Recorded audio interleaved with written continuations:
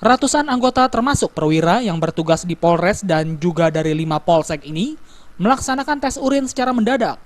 Mereka berkumpul dan antri untuk memberikan sampel urin mereka untuk diuji oleh pihak Badan Narkotika Nasional atau BNN.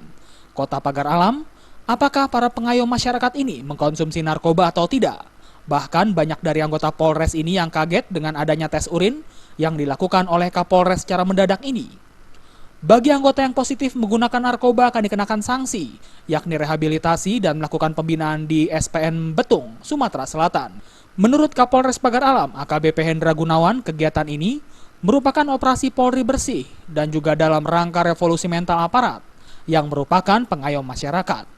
AKBP Hendra Gunawan mengatakan tes urin ini memang dilakukan secara mendadak dan tanpa diketahui oleh anggota agar tidak ada yang berusaha menghindari tes urin ini.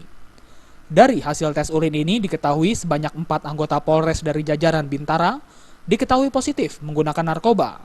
Keempatnya akan dikenakan sanksi dan akan dikirim ke SPN Betung untuk dilakukan pembinaan. Untuk mengecek apakah ada indikasi anggota Polri Polres Pagar Alam ini menggunakan narkoba atau tidak. Kalau sanksi, kalau ada positif gimana? Kalau positif kita lihat nanti akan dilakukan pemeriksaan